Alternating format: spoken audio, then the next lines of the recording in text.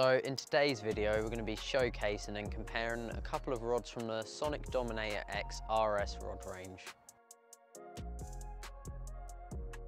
So in my right hand I have the 13-foot 3.5 pound test curve DominatorX RS rod with a shrink wrap handle, sorry. And in my left hand I have the Cork variant in a 3.25 pound test curve 12-foot model. Both rods are made out of a high modulus carbon fibre, and then also they've got a 1K carbon weave to give you those really sleek aesthetics. Then in the tip section there's multi-directional carbon layup just to give you increased accuracy.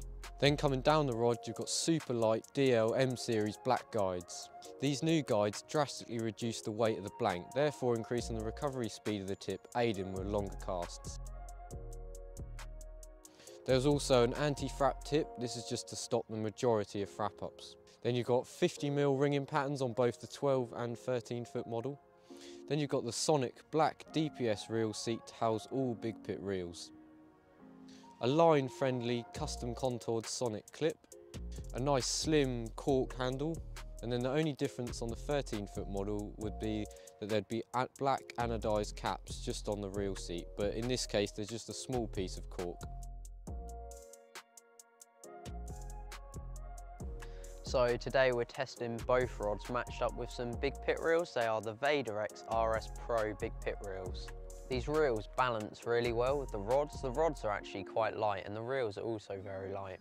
Now, I'm certainly no incredible caster, but I can comfortably hit some decent distances with these rods. I hit 25 wraps or 100 yards quite comfortably using a 12-foot 3.25 pound test curve variant, using a DominatorX RS Pro big pit reel, and I can hit it quite comfortably. Prior to using the DominatorX RS rods, I had the DominatorX RS rods and I had them in the 3.25 pound test curve variant in 12-foot, and the main difference I've noticed between the two rods is the accuracy, and obviously the Dominator ones do make it a bit easier to cast that extra distance, but the accuracy is noticeably different. So just going to be giving this one a cast to that overhanging tree.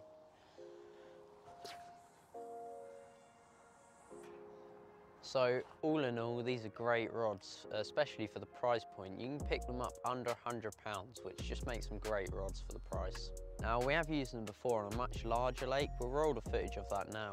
However, there was so much wind and a busy road behind us, you couldn't really hear much, but we'll show you the clips of us casting them, and we hit some quite good distances.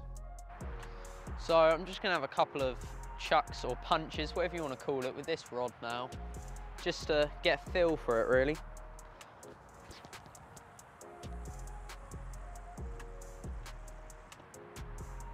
So I'm just going to reel down to the lead and clip it up and see how far we got that.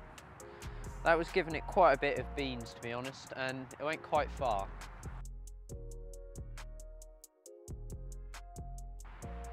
So now just wrapping it up and we'll see how far this went. I have a feeling it went a decent distance. I mean, the wind was blowing straight at us, so everything was against us really, and still went fairly far.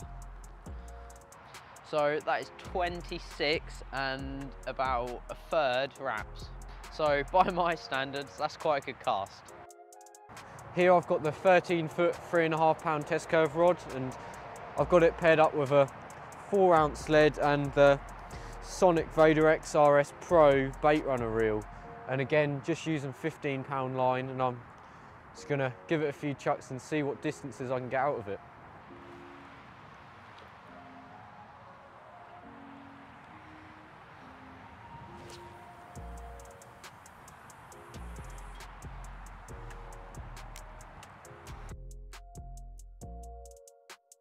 So I've just wrapped that around the wrap sticks and it's gone to just over 34 wraps, and like Luke said, for a rod under £100 you can't really beat it.